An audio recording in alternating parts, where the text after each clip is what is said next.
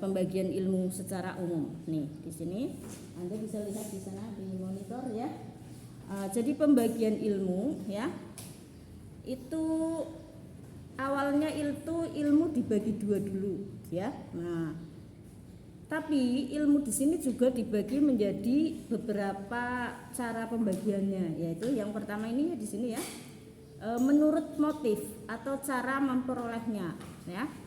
Bagaimana cara memperoleh suatu ilmu? Ya, ilmu kan ada cara memperolehnya, ya kan? Ilmu agama cara memperolehnya bagaimana ya? Artinya sebelum jadi ilmu itu pasti ada proses ya. Itu namanya cara memperolehnya ya. Nah, ini nanti juga dibagi menjadi dua. Yaitu ada ilmu yang diperoleh begitu saja ya. Tiba-tiba ada. Nah, itu ilmu apa? Laduni itu kalau bahasa Islamnya ya kan. Tapi kalau dalam bahasa ilmu pengetahuan namanya pengetahuan biasa atau knowledge ya. Kalau bahasa Inggrisnya knowledge ya. Ini yang tulisannya seperti ini nih di layar monitor ya, kelihatan ini knowledge. Lah knowledge ini adalah pengetahuan biasa. Jadi suatu pengetahuan yang didapatkan dengan cara memperolehnya dengan cara begitu saja atau secara alamiah ya, tiba-tiba ada. Contohnya apa? Nah ini semua orang tahu kan kalau ini tangan ya. Nah itu namanya pengetahuan biasa ya, karena udah tahu semua mana tangan cung gitu semua kan ya. Nah itu pengetahuan biasa. Terus semua orang juga tahu ini ya, Bu Tuti sedang apa? Sedang minum. Nah ini pengetahuan biasa atau knowledge ya. Nah terus kemudian yang kedua menurut motif ingin tahu juga ada. Ini motif ingin tahu juga bisa merupakan pengetahuan biasa. Nah, seperti apa ingin tahu? Ya, biasalah. Kita kan sering ya ingin tahu ya. Itu orang mana sih ya? Kayak Bu Tuti tadi ya, ingin tahu Anda itu orang mana. Nah, tetapi ingin tahu saya itu ada dasarnya supaya nanti saya analisa. Kira-kira yang mayoritas itu berasal dari ilmu umum atau ilmu agama kan itu ya. Ternyata setelah saya tadi saya observasi ke Anda rata-rata dari aliyah ya kan. Berarti saya lebih mudah mengarahkan agamanya ke sampean. Beda dengan yang umum nah, ya kan gitu. Nah, ini namanya motif ingin tahu. Yang kedua itu disebut dengan science dan knowledge nih. Nah, dari science dan knowledge ini yang kita mau pelajari ada beberapa pengetahuan. Nah ini di sini. Nah, di diagram itu ya, di diagram itu ada pengetahuan yang di sini jenis pengetahuan ada sampai ke bawah ya nanti nih. Ya, 3 ya, ada 3 ini. Jadi ada yang dinamakan sains yang pertama, yang kedua dinamakan filsafat ya, yang ketiga dinamakan mistik ya, ilmu mistik ya. Ternyata mistik juga masuk pada pengetahuan. Karena tadi pengetahuan itu ada pengetahuan biasa atau knowledge, ada pengetahuan ilmiah yang disebut dengan sains ya. Oke, nanti kalau ininya PowerPoint-nya saya kasih kalau terakhiran kuliah ya, tapi sekarang bener kayak gitu sambil nyatet-nyatet supaya nggak lupa ya. Walaupun nanti juga YouTube-nya saya share, tapi kan nyatet-nyatet dulu kan enak ya nontonnya itu. Ya, oke. Ada 3 ya pengetahuan itu, jenisnya ada 3. Nah, kemudian 3 pengetahuan ini berbeda-beda kalau dilihat dari berbagai macam sudut pandang. Yang pertama di sini dilihat dari objeknya, ya. Yang kedua dilihat dari paradigmanya. Yang ketiga dilihat dari metodenya, ya. Yang keempat dilihat dari kriterianya. Ini jadi sudut pandang kategori atau golongan atau kelompok ilmu itu dilihat dari 4 hal ini. Maka juga akan berbeda-beda 3 ilmu ini ya. Yang pertama ini sains ya, kita pelajari yang sains dulu ya. Sains itu kalau dilihat dari segi objeknya adalah objeknya empiris ya. Yang dulu dari SMA paham ya? Mana? Ya. Empiris ya. Empiris apa, Mas? Empiris apa? Oh, kurang tahu. Yang dari alias jurusan fisika ada? Enggak ya. Yang dari yang lainnya juga waktu SMP enggak ingat apa arti empiris? Nah, enggak semua ya. Jadi empiris itu maksudnya adalah sesuatu yang terjadi ya. Empiris ya, berdasarkan pengalaman ya atau praktek nyata. Nah, ini sains. Makanya sains saya contohkan misalnya ini tulisan Sekienso itu macamnya sains ya. Kalau sekarang ini tulisnya kayak gini sains ya di Indonesia. Padahal ya ini asli tulisan Inggrisnya begini ya. Saya contohkan misalnya ya, kalau yang dulu dari fisika, ada yang dari fisika? Tuh. Ya tapi kan SMP tahu ya biologi. Tahu kan pernah SMA? Iya tahu. Ya, makanya saya contohkan ini. Misalnya ini yang sains ya. Secara empiris, contohnya apa? Klorofil. Klorofil itu adalah zat hijau daun, ya kan? Nah, maka kemudian itu diketahui bahwa daun-daun yang berwarna hijau memiliki klorofil itu berdasarkan empiris. Empiris artinya apa? Itu sudah melalui eksperimen kan? Uji coba ya. Uji coba berkali-kali berulang-ulang, kemudian di situ uji cobanya disimpulkan menjadi sebuah teori ilmiah. Lah teori ilmiahnya itu menyatakan bahwa semua daun yang berwarna hijau mengandung klorofil. Nah, itulah contoh yang dimaksud dengan empiris. Itu kan nyata, ya kan? Berdasarkan kenyataan, ya. Memang di situ melalui uji coba atau eksperimen, ya.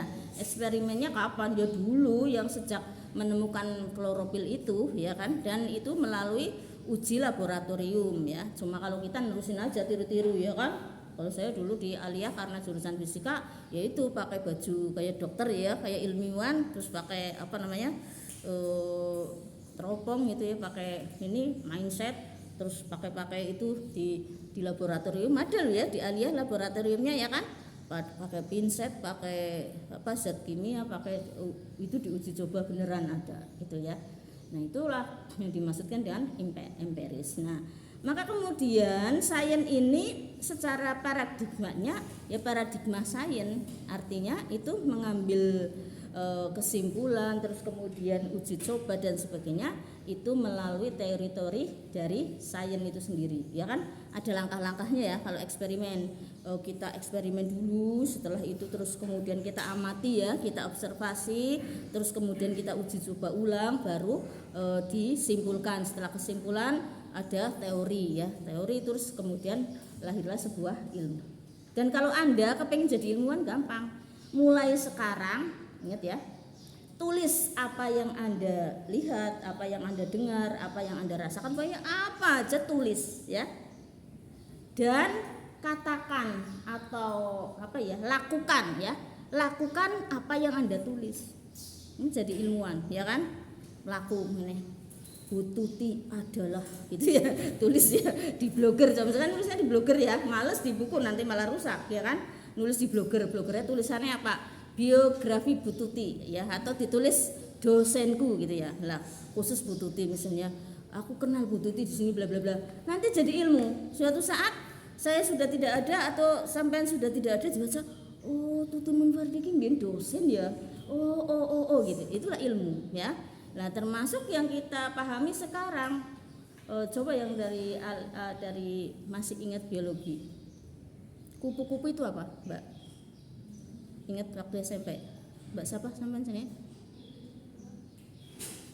Safira. Kupu-kupu itu apa Safira? Coba secara ilmiah disampaikan secara biologi, kupu-kupu itu apa? Ulat.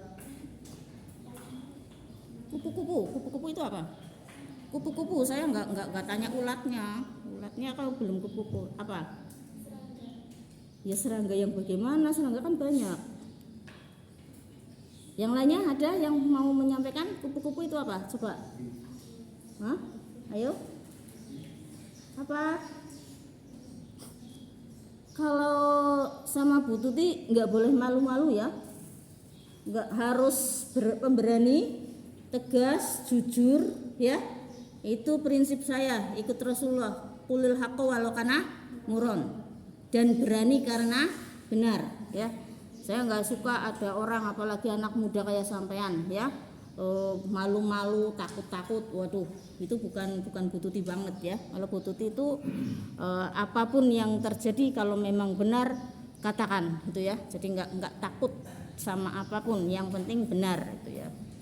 Ya, kupu-kupu itu kalau menurut ilmu anatomi, ya kan? Ilmu anatomi tubuh ada yang bisa menyampaikan? Enggak ya? Itu adalah serangga, ya kan? Yang memiliki sayap, yang memiliki belalai kan gitu kan? Terus memiliki apa lagi?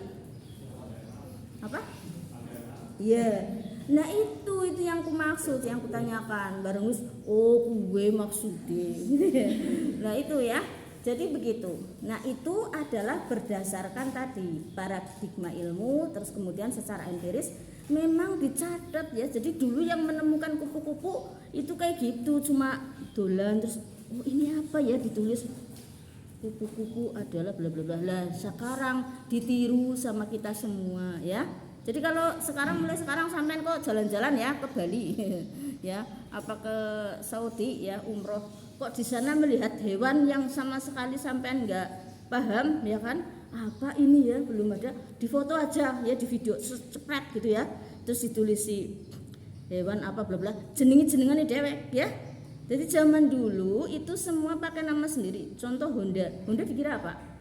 Honda Suzuki itu apa?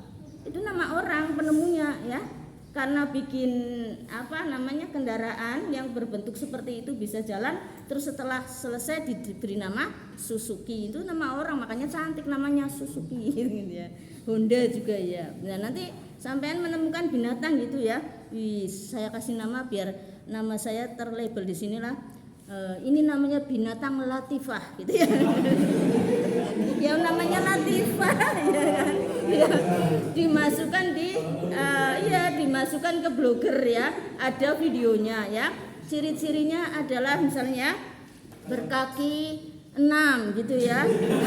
Ya kan nggak tahu contoh ya kan, berkaki 6. Binatang kan ada yang berkaki 6 ya kan. Terus kemudian apa? Punya mata apa ya, tajam dan lain-lain, terus di video ya, di foto setetel. Engkau orang-orang lain terus sampean posting ya di medsos, inilah binatang latifah gitu ya. Lah nanti pada ngerti, oh binatang latifah tuh kayak gitu-gitu ya. Jadi memang ilmuwan tuh mudah sebenarnya ya, cuma mau apa enggak ya kan. Aku tuh paling enggak suka generasi digital ya, generasi milenial yang katanya mager ya. Generasiku mager ya kan, sampai obesitas karena apa? Cuma makan sambil HP-an di kamar ya kan. Sampai ada ibunya tanya, "Hei Pak Ijo," kan gitu ya. Ada yang namanya Pak Ijo enggak? Ya ada ya. Lah enggak denger enggak apa itu ya. Ya, silakan masuk ya. Kenapa terlambat? Oh, enggak tahu. Berarti Cooper itu kurang informasi. Lain kali diinformasikan, nanti dimasukkan ke grup semua ya, biar Pak tahu mulai. Ya, oke. Itu ya, jadi ilmuwan. Tulis mulai sekarang. Apapun Anda tulis ya. Enggak usah itu nanti juga, alah kamu apa-apa upload, alah kamu apa-apa nulis lebay. Enggak, justru sekarang itu ya enggak nulis-nulis itu namanya ketinggalan zaman ya kan. Wong sekarang cuma lagi berak itu sampai diupload ya kan. Ya kan, maaf ya aku lagi di toilet dulu. Siapa yang mau tanya? Di toilet tetap ngomong ya kan. Enggak masalah gitu ya. Itu sih enggak usah ya. Kayak saya ya, saya itu yang enggak pernah saya upload ya, itu kalau saya lagi makan ya, makan enak. Makanya saya tuh ingin senyum juga, ketawa juga. Dikira teman-teman saya nggak pernah makan enak. Kalau saya makan, ada loh ya teman saya satu dosen ya, padahal dia itu ya harusnya tahu siapa saya. Kalau saya lagi makan di rumah makan sama dia, itu kayak saya tuh merasa banget dihina banget, dikira aku nggak pernah makan enak gitu ya. Mesti dia ngomong, anu sabar bung, kok masya Allah, naudzubillah summa naudzubillah. Alhamdulillah, saya itu bukan termasuk orang yang hobi makan ya, dan sangat harus makan seperti itu ya. Bukan berarti saya nggak pernah makan enak, senjenane makan enak. Alhamdulillah sampai pagi ini enak terus ya. Kan kalau nggak percaya datang ke rumah saya nanti ya, dilihat di kulkas saya ya. Pasti ada seafood, ada daging kan gitu ya. Kan yang ukuran enak kan daging dan seafood kan, yang ukuran mahal ada. Ya bukan apa-apa dari Allah, minallah ya. Jadi saya nggak begitu aneh gitu ya makan seafood, makan apa. Nggak sapu itu, nggak tak upload makanya biasa aja saya makan apa saja ya. Buah juga seperti itulah. Dari mana? Minallah. Artinya tidak harus saya beli, ada aja gitu ya, minallah. Nah terus kemudian yang kedua alasan saya, nanti mbok ada yang lihat terus ngiler kepengen loh. Kan saya dosa kan? Pamer kan gitu ya. Niat saya nggak pamer, bersyukur tapi enggak gitu ya. Nah, dikira orang tahu mangan gitu mana mau bilang itu. Ini ya tadi lagi bilang upload ya, apapun diupload saya juga begitu ya, kecuali itu makanan. Nah termasuk hari ini saya di status saya kan saya foto terus kenapa di foto terus diupload gitu ya, biar untuk kenangan aja, untuk bahwa hari ini saya kuliah perdana agama kan itu ya. Yang selanjutnya metode. Menurut metode, kalau sains, jangan lupa ya sains ya. Sains itu adalah ilmu ilmiah ya. Metodenya metode ilmiah. Lah metode ilmiah ini sebenarnya ada spidol nggak? Nggak ada ya? Ada yang bawa spidol ini untuk di sini ada? Saya lupa tadi nggak minta disiapin. Oke, kalau nggak ada saya jelaskan aja ya. Kalau ada kan saya tulis ya. Metode ilmiah ini, sebelum kita ke metode, syarat-syarat sains ini, syarat-syaratnya dulu sini ya. Kriterianya dulu ya. Kriterianya sains itu adalah rasional empiris ya. Jadi kalau ada suatu ilmu pengetahuan yang di situ masuknya adalah sains ya, atau ilmu umum, ilmu ilmiah, maka harus rasional. Rasional maksudnya apa? Maksudnya ya logis ya, bisa diterima oleh akal. Itu namanya rasional ya. Maka kemudian di sini sains ya, itu memiliki setidaknya 4 syarat ya. 1, memiliki objek atau yang disebut dengan syarat objektif ya. Objeknya jelas ya, seperti biologi. Biologi objeknya apa? Ayo, ada yang tahu? Biologi objeknya apa? Tumbuh-tumbuhan ya, tumbuh-tumbuhan kan? Nah, kalau anatomi objeknya hewan dan manusia ya kan? Karena anatomi kan tubuh ya kan? Nah, tapi ada juga anatomi tumbuhan ya bisa ya. Artinya itu cabang ilmu yang selanjutnya kan? Nah, maka di situ berarti memiliki objek yang jelas atau sifatnya objektif. Nah, di samping memiliki objek yang jelas, yang dimaksudkan dengan objektif itu adalah sesuai adanya ya, sesuai objeknya. Jadi tidak ngarang-ngarang ya, tidak subjektif ya. Lawan dari objektif kan subjektif. Contoh ya. Kalau siapa ya? Yang sekarang lagi keren siapa? Yang apa? Viral penyanyi perempuan siapa? Yang sampai senang? Nadia ya. Nadia cantik enggak? Cantik. Ngacung kabeh. Nadia cantik enggak? Semua bilang Nadia cantik. Siapa yang bilang Nadia enggak cantik, Cung? Enggak ada kan? Nah itu namanya objektif. Artinya apa? Memang objeknya cantik, memang dia cantik, ya kan? Terus sekarang saya tanya lagi, Bu Tuti cantik nggak?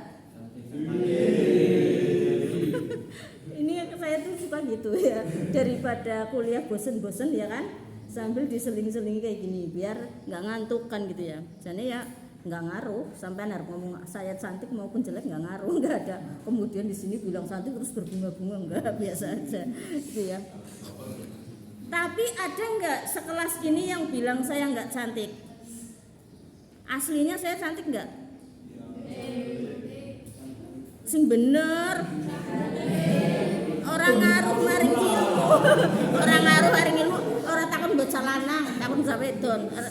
Gua nggak bocah lanang kok ngomongnya ayu kabeh, ya kan? Bocah wedon itu terkadang padahal orangnya cantik. Nih tak kasih tahu ya, tak rasani cah wedon ya. Padahal orangnya cantik, tapi gara-gara hasud ngerti? Apa ya? Iri atau apa? Kalau zaman sekarang sirik ya. Gara-gara sirik terus dari mananya begitu cantik kan gitu ya, nggak cantik lah kenapa, ujung-ujungnya ternyata kan dapat nilai E kan gitu ya. Nah itu namanya subjektif, tidak objektif, karena aslinya cantik misalnya ya, kecuali aslinya nggak cantik, tiba-tiba laki-laki gini, menurut kamu gimana Bu Tuti? Cantik banget, yakin. Ujung-ujungnya kenapa sih kamu bilang kok Bu Tuti cantik padahal aslinya nggak cantik? Ujung-ujungnya aku dapat A. Oh ya itu subjektif namanya ya, tidak sesuai objeknya ya. Tapi ini sulit ya kalau ngomong kayak gitu, soalnya saya cantik sih ya. Guyon ya. Yang lainnya misalnya ya, siapa sing ora cantik? Ngomong wong dosa ya.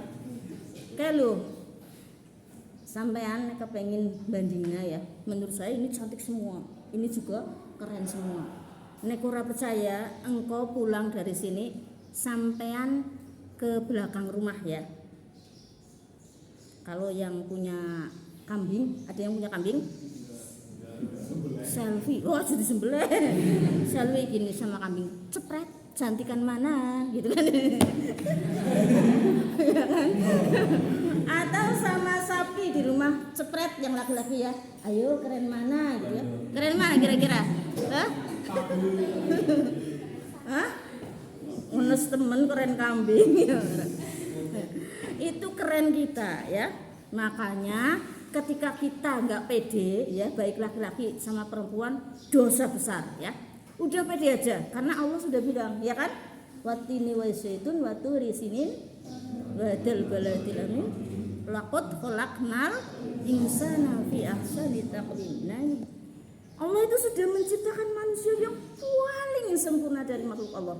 Kalau nggak percaya tadi, selfie sama kambing ya, selfie sama ayam ya, selfie sama sapi. Saya nggak suruh sampean selfie sama setan ya, sama iblis ya, sama malaikat. Kenapa? Karena sampean pasti belum pernah ketemu setan. Nah, kalau sampean selfie sama makhluk-makhluk lain, itu yang paling cantik, yang paling keren itu manusia. Ya, karena apa? Secantik-cantiknya jin pasti sejelek-jeleknya manusia, ya kan? Katanya apa itu di film tapi ya Nyai Roro Kidul ya kan, cantik banget ya, wajahnya luar biasa. Begitu ketemu aslinya ya kan cantiknya, kalau sama laki-laki yang dia sukai ya kan, ketemu sama musuhnya, medeni banget kan? Nah berarti kan nggak cantik aslinya ya, jin ya. Jadi artinya bahwa kita itu semua harus pede kalau kita cantik. Nah, karena apa? Kalau nggak pede, secantik apapun nanti sampean akan terlihat buruk oleh yang melihat ya. Tapi kalau pede, sejelek apapun, aku cantik, alhamdulillah ya Allah, Engkau berikan aku kecantikan, semoga aku mendapatkan suami yang keren, soleh ya, terus takwa ya, ahli ilmu, kaya raya dan lainnya. Amin. Nanti Allah kasih, karena apa? Sudah bersyukur dikasih wajah jelek kok ngaku cantik, akhirnya dapat yang cantik ya. Kan banyak ya orang Indonesia itu, kalau bagi orang barat ya, orang luar ya, orang Turki juga itu dikira cantik banget. Sampeyan tahu orang-orang yang saudara-saudara kita yang dari Indonesia yang dari TKW ya kan dapat keren-keren kan orang Turki, wah kerennya luar biasa orang Turki. Tiba-tiba entuk wong Indonesia ya wis pesek, elek, ireng kan gitu ya perempuannya. Iya. Karena apa? Orang barat itu, orang luar itu menganggap orang Indonesia sangat cantik. Seperti sampean itu kalau lihat orang Turki dikira keren banget ya kan? Orang India ya Allah, ada sahir saya kesini be ngantekan, wah kudu nonton gitu ya, jarene ganteng banget kan gitu ya. Nah yang laki-laki juga ya kan, ada siapa itu Hema Malini apa siapa orang India atau siapa yang dari Turki ya. Nah ya darahnya ayu banget ya kan. Nah ya karena manusia seperti itu ya, melihat yang tidak pernah kita lihat kemudian merasa itu lebih baik dari kita, padahal enggak, sebenarnya semua cantik gitu ya. Oke. Ini rasio objektif tadi ya. Sudah tahu ya bedanya objektif dengan subjektif. Saya itu gitu. Kalau menerangkan langsung saya sampaikan contohnya. Jadi kalau yang nggak paham, yang ingatnya cuma itu tadi lucu gitu ya.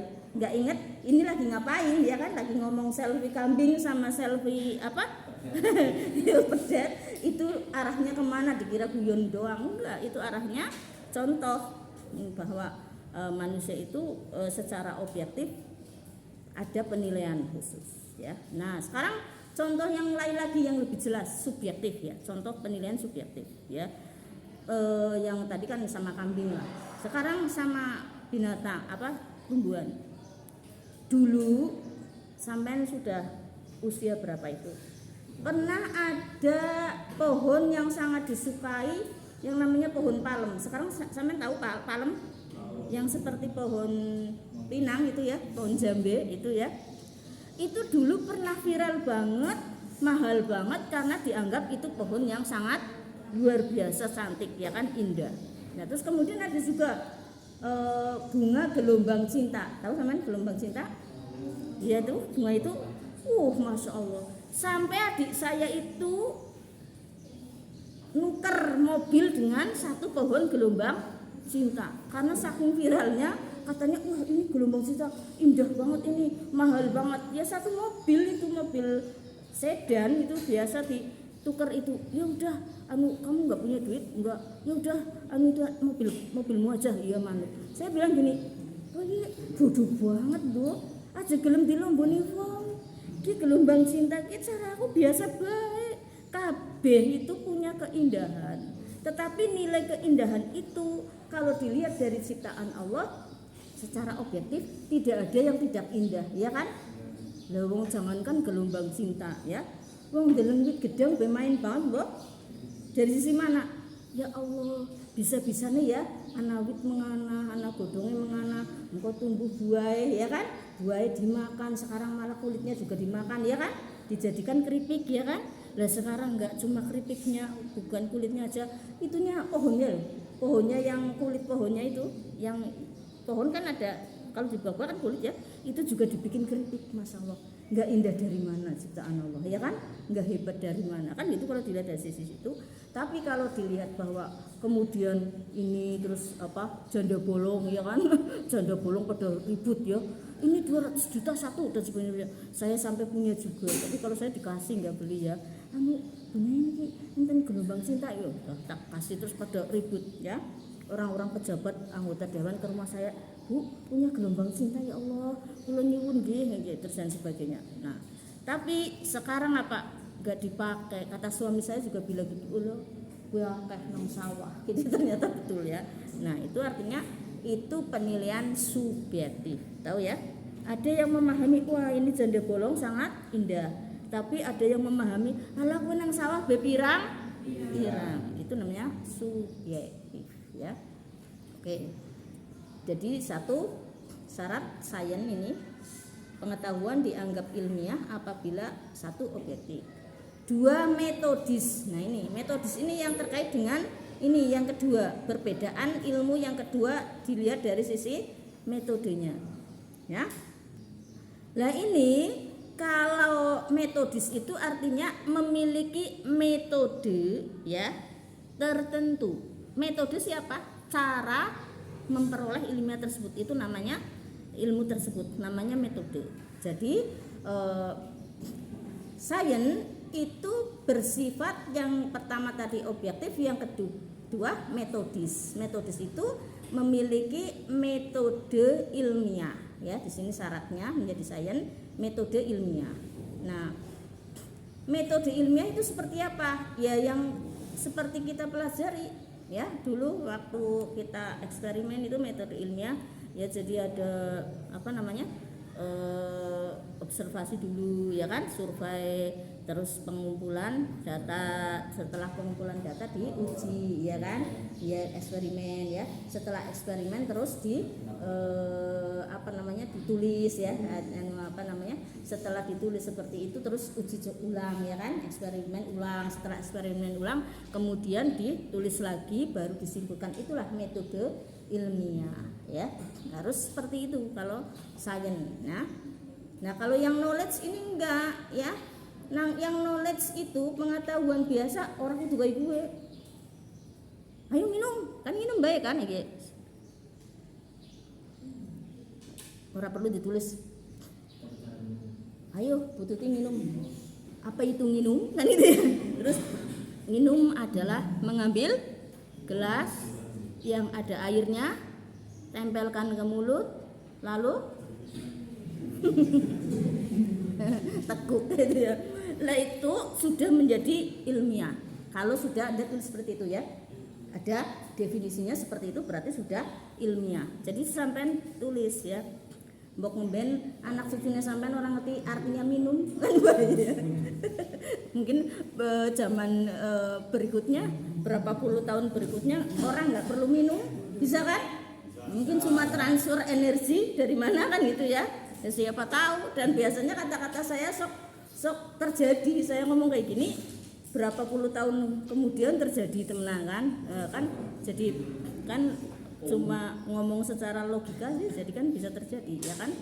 Nah jadi perlu ditulis sekarang, ya, minum adalah gitu, ya. Itu menjadi ilmiah. Besok keturunan kita jadi oh minum kayak gini, terus ada videonya orang minum, oh begitu minum, ya kan, ditulis fungsinya untuk mensuplai energi yang dari sumber H2O, ya kan, dari air gitu misalnya, untuk membantu tubuh, ya kan, memberikan kekuatan dari sisi kebutuhan H2O itu misalnya. Itu kan ilmiah namanya, ya. Tapi kalau sekedar minum itu namanya pengetahuan biasa. Nah ini namanya metode ilmiah. Yang kedua metodis. Yang ketiga itu ilmu pengetahuan ilmiah juga harus universal, ya. Universal itu artinya umum, berlaku umum. Jadi berlaku umum itu siapa? Ya siapa saja mengakui, ya, mengakui bahwa itu seperti itu, nyatanya seperti itu, ya. Seperti tadi definisi tentang kupu-kupu. Semua orang mengakui, iya memang yang namanya kupu-kupu adalah serangga yang memiliki sayap, ya, berbelalai dan memiliki apa tadi? Kuta apa ya? Ya, dan sebagainya itu, ya. Terus kemudian daun yang berwarna hijau memiliki klorofil, mengandung klorofil. Nah itu semua orang sudah paham. Oh iya betul, berlaku umum. Artinya kapanpun sampai kapanpun ya seperti itu, ya. Daun yang hijau mengandung klorofil. Itulah yang dimaksud dengan universal, ya. Secara umum, ya, diakui, ya. Jadi universal. Tadi yang selanjutnya adalah rasional empiris. Ilmu juga harus rasional. Yang syarat keberapa? Keempat, ya, atau kelima. Dari harus rasional. Rasional itu apa?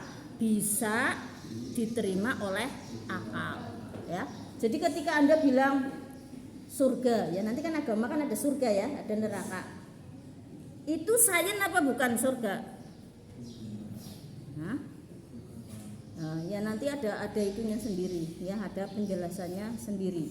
Nah, kalau dari sisi pengetahuan yang empiris ini berarti surga bukan sains, ya, tapi masuknya ke filsafat, ya, terus kemudian masuknya bisa ke ini mistik, tapi Di sini ada supranatural ya.